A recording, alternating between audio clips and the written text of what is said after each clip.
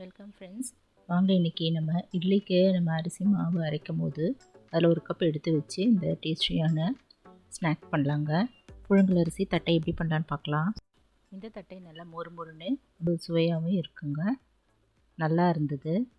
நான் எப்படி பண்ணேன்னு உங்கள்கிட்ட ஷேர் பண்ணிக்கிறேன். இது எப்படி செய்யலான்னு பார்க்கலாம். இப்போ நம்ம இட்லிக்கு அரிசி அரைப்போம் இல்லைங்க, அதில் நம்ம ரொம்ப தண்ணி ஊற்றாமல் நல்லா கெட்டியாக அரைச்சிக்கலாம். நல்லா நைஸாக அரைச்சிக்கலாங்க. அதில் நம்ம ஒரு டம்ளர் அளவு மாவு எடுத்து வச்சிடலாம்.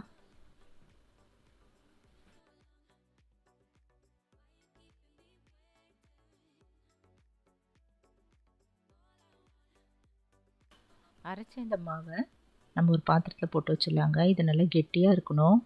நம்ம இட்லிக்கு மாவு அரைக்கும் போதே தண்ணி ஊற்றாமல் நல்லா கெட்டியாக அரைச்சிக்கலாங்க. நல்லா நைஸாகவும் அரைச்சிக்கலாம். கிரைண்டரில் அரைச்சா நல்லா இருக்குங்க. இப்போ அதை பாத்திரத்தில் போட்டுக்கலாம். இப்போது ஒரு 1/4 கப் அளவு உடைச்ச கடலை எடுத்துகிட்டு அதை மிக்ஸி ஜாரில் போட்டு நல்லா நைஸாக அரைச்சிக்கலாம். இந்த பவுடர் பண்ண இந்த உடைச்ச கடலையை நம்ம இந்த மாவோடு சேர்த்துடலாங்க. அரைச்சி வச்சுருந்த அரிசி மாவோடு சேர்த்துக்கலாம். இப்போ இது கூட ஆட் பண்ண வேண்டிய பொருளாக என்னென்னு பார்த்துக்கலாம். நான் ஒரு 2 மணி நேரம் முன்னாடியே ஒரு 1.5 ஸ்பூன் அளவு கடலைப்பருப்பு தண்ணியில் ஊற வச்சுருந்தேங்க. 1/2 டீஸ்பூன் பொடித்த மிளகு, 1/2 டீஸ்பூன் ப்ளெயின் மிளகாய்த்தூள், 1/4 டீஸ்பூன் பெருங்காயத்தூள், உப்பு தேவையான அளவு எடுத்துக்கலாம். இப்போ இந்த ஊற வச்சுருந்த கடலைப்பருப்பை இந்த மாவில் போட்டுடலாங்க. கூடவே மிளகுத்தூள்,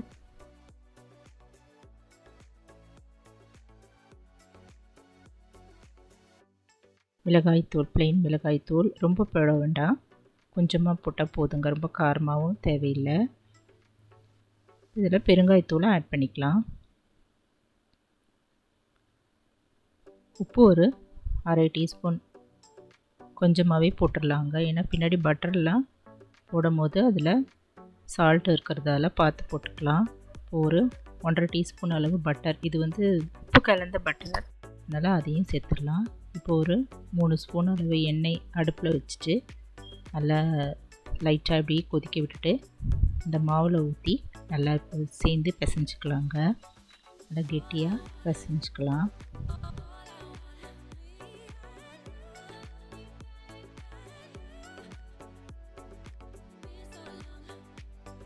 இப்போ அன்சால்ட்டட் பட்டர்னால் இன்னும் கொஞ்சம் உப்பு கூட இதில் ஆட் பண்ணிக்கலாம். இது போல் நல்லா கெட்டியாக பிசைஞ்சிக்கலாங்க.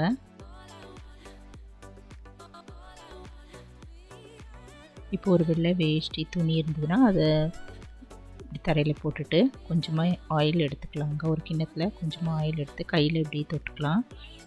பெரிய நெல்லிக்காய் சைஸ் அளவு உருண்டை எடுத்துகிட்டு நம்ம இதில் தட்டிடலாங்க.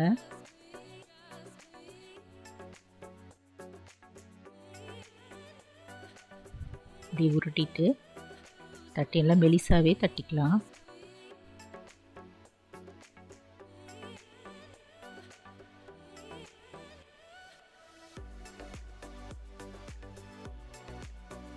நல்லா இதில் புழுங்கல் அரிசியில் பண்ணதால் ரொம்ப டேஸ்ட்டாகவும் ரொம்ப நல்லா இருந்தது. நம்ம இட்லிக்கு மாவு அரைக்கும் போதே இது போல் ஒரு டம்ளர் எடுத்து வச்சுட்டா கூடவே நம்ம இதை எடுத்து வச்சுட்டா இப்போ ஸ்நாக்கும் செஞ்சு முடிச்சிடலாங்க. ஈஸியாகவே தனியாக அரைக்கணும்னு அவசியம் இல்லை. இது போல் எல்லா மாவையும் தட்டிடலாம். மெலிசாக இது போல் தட்டிட்டு ஒரு குச்சி எடுத்துகிட்டு இதில் ஒரு 4-5 ஓட்டை போட்டுடலாங்க. நமுத்து போக வதக்குன்னு இல்லாமல் நல்லா மொறு மொறுன்னும் எல்லா இடமும் எண்ணெய் உறிஞ்சிட்டு ரொம்ப நல்லாயிருக்கும். ஆயிலில் எல்லா இடமும் நல்லா உறிஞ்சி நல்லாயிருக்குங்க.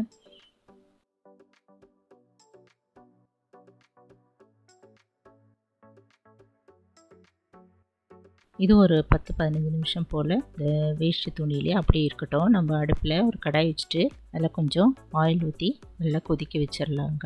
எண்ணெய் நல்லா காஞ்சதும் இது ஒரு 4 நாளாக இந்த போல் தோசை திருப்பியில் மெதுவாக எடுத்தாலே வரும், இல்லை கையில் கூட நம்ம எடுத்துடலாங்க. ஒரு 4 நாளாக எடுத்துட்டு கடாயில் போட்டு பொரிச்சு எடுத்துடலாம்.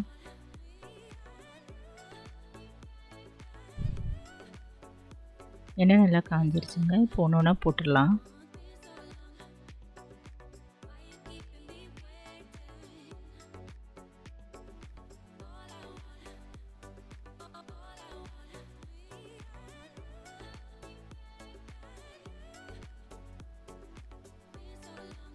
இது நல்லா செவந்து வர வரைக்கும் நம்ம 2 பக்கமும் திருப்பி போடணுங்க.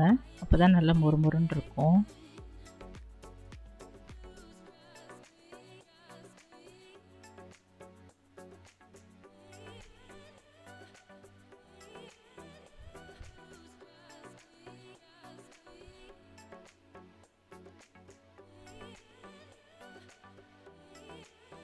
இப்போ 2 பக்கமும் நல்லா செவந்து ஓசையெல்லாம் நல்லா அடங்கிருச்சு. எண்ணெய் வடிகட்டிட்டு நம்ம ஒரு தட்டில் எடுத்து வச்சிடலாம்.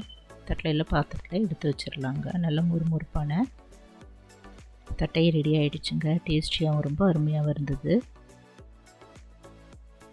நீங்களும் இந்த தட்டை ரெசிபி ட்ரை பண்ணி பாருங்கள். என்னோடய சேனலில் நிறைய தட்டை வகைகள்லாம் போட்டிருக்காங்க.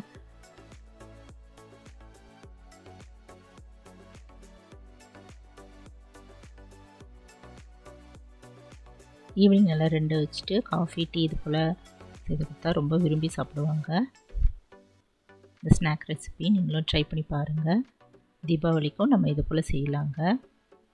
நல்ல முறுமுறு சுவையான இந்த தட்டை ரெசிபி செய்து பார்த்துட்டு எப்படி இருக்குன்னு சொல்லுங்கள். இந்த வீடியோ பிடிச்சதுன்னா என்னுடைய சேனலான குக்கிங் வித் சித்ரா அன்பு சேனலை சப்ஸ்கிரைப் பண்ணிக்கோங்க ஃப்ரெண்ட்ஸ்.